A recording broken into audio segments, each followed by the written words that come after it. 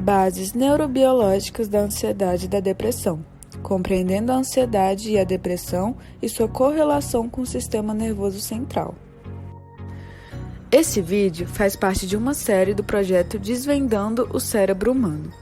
Hoje, eu, Juliana e meu colega Matheus vamos abordar um pouco de dois transtornos comuns na nossa sociedade, a ansiedade e a depressão. Nesse vídeo, vamos explicar o que são a depressão e a ansiedade, suas prevalências, sintomas, causas e tratamentos. A depressão é caracterizada como um transtorno de humor.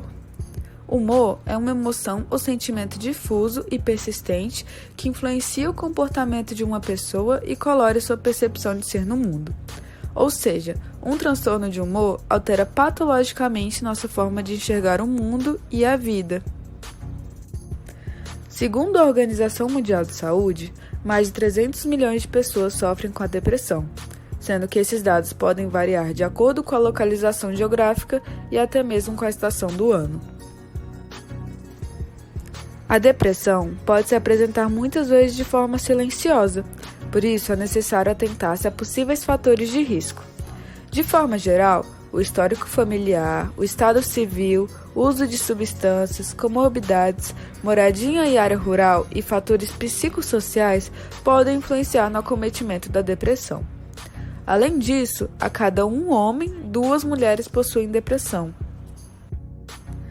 Aproximadamente 15% das pessoas do mundo terão ao menos um episódio depressivo ao longo da vida.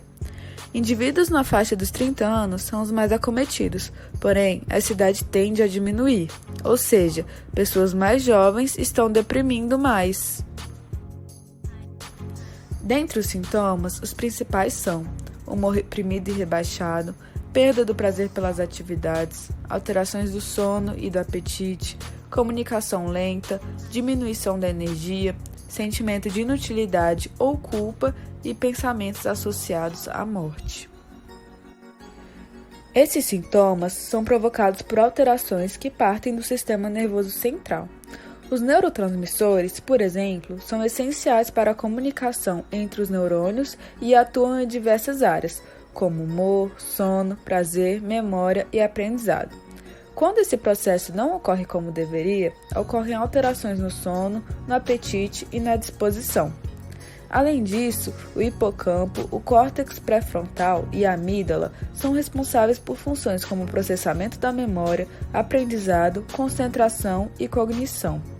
Então, pessoas acometidas pela depressão podem apresentar raciocínio lento e agitação. Pessoas com depressão tendem a se isolar. Isso porque ocorre queda das habilidades sociais e dos níveis de concentração. É comum que pessoas deprimidas se afastem do seu círculo social e familiar, o que pode gerar um ciclo vicioso e dificultar a recuperação. A depressão é uma doença multicausal, ou seja, não possui uma causa específica.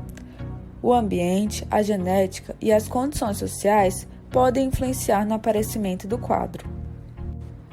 Para o tratamento da depressão, existe tanto a via medicamentosa quanto a não medicamentosa. Os fármacos mais utilizados no tratamento medicamentoso são os antidepressivos, que podem ser de várias categorias, como os inibidores seletivos da recaptação da serotonina e inibidores da monoaminoxidase. O tratamento não medicamentoso também possui um papel fundamental na resolução da depressão, tendo destaque a psicoeducação, a atividade física e a psicoterapia, além de técnicas meditativas. Por fim, a depressão é um transtorno real, com repercussões físicas e psicológicas, e que hoje representa a doença mais incapacitante do mundo. O diagnóstico não é o fim do túnel, pelo contrário, ele representa a esperança de dias melhores.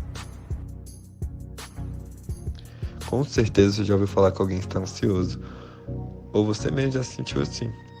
Porém, você realmente sabe o que significa ansiedade? Para entender melhor, a gente precisa voltar na origem da palavra. Essa significa sufocar, estrangular, oprimir.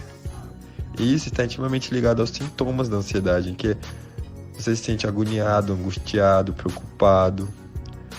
Porém, essa nos capacita a lidar melhor com a ameaça. Nesse sentido, ela não é sempre patológica. Todos nós já vivenciamos ou vamos vivenciar um episódio assim ao longo da vida. Porém, essa é patológica, essa é realmente uma doença, quando essas reações forem desproporcionais ao estímulo que se coloca. A ansiedade, quando patológica, é chamada de transtorno de ansiedade generalizada. Essa é muito presente no mundo, e principalmente no Brasil. Segundo a OMS, cerca de 19 milhões de brasileiros foram diagnosticados com essa doença. Além disso, o Ministério da Saúde fez uma pesquisa que o número teve um aumento considerável durante a pandemia. Também é importante ressaltar que mulheres têm o dobro de chance de apresentarem essa doença em relação aos homens. Mas qual é a causa desse transtorno? O transtorno de ansiedade não tem uma causa definida. Sendo assim, ela abrange várias teorias para explicar os sintomas, caracterizando uma doença multicausal. Pacientes com esse transtorno exibem no sistema nervoso autônomo sintomas simpáticos aumentados com uma hiperresposta. Sendo assim, eles têm taquicardia, taquidyspneia, que significa um batimento do coração acelerado e uma respiração mais ofegante, mais rápida. Já no eixo hipotálamo-hipófise suprarrenal, essa doença faz com que haja maior liberação de cortisol no sangue.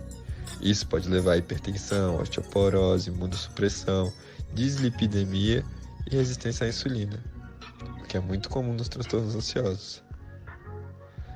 Também nos neurotransmissores, evidenciou que os medicamentos que atuam no GABA-A, que são agonistas que estimulam esse neurotransmissor, eles melhoram os sintomas da ansiedade. E ao contrário também é verdade, medicamentos que inibem esse neurotransmissor, eles podem aumentar os sintomas da ansiedade, causando até crise de pânico. Os principais sintomas dessa doença são preocupação excessiva, inquietação, cansaço, irritabilidade, prejuízo da concentração, perturbação do sono, principalmente na fase inicial. A pessoa não consegue deitar e dormir, ela fica pensando em várias coisas, ela não consegue se concentrar no sono. E a tensão muscular, principalmente na parte cervical. O diagnóstico dessa doença é clínico, ou seja, o médico avalia com base nos sintomas e dá o diagnóstico. Mas quais são esses sintomas? Os principais sintomas para o diagnóstico de transtorno de ansiedade generalizada são preocupação excessiva na maior parte dos dias por pelo menos 6 meses. Essa tem que ser difícil de controlar, com prejuízo em várias áreas da vida, associada com 3 ou mais sintomas, como inquietação, fatigabilidade, dificuldade em concentrar, tensão muscular, perturbação do sono. Para o tratamento desse transtorno, existem 2 opções, a não medicamentosa e a medicamentosa, sendo a primeira a mais recomendada. Como medicamento, utiliza principalmente antidepressivos, pois controlam os sintomas e modificam o curso da doença. O principal medicamento é a fluoxetina.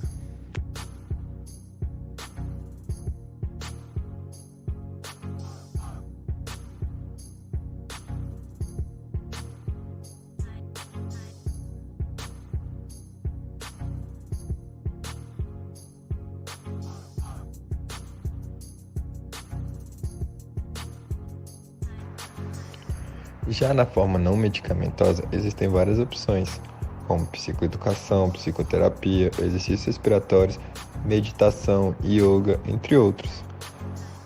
A psicoeducação é orientar o paciente, orientar a pessoa sobre o que elas têm, como lida com aquilo, os principais sintomas, o tratamento, onde buscar ajuda. E isso gera uma melhora do quadro e modifica o curso essencial na conduta médica. Logo, é de suma importância realizar essa etapa. Também temos psicoterapia, que pode ser realizada tanto na área cognitiva e na área comportamental.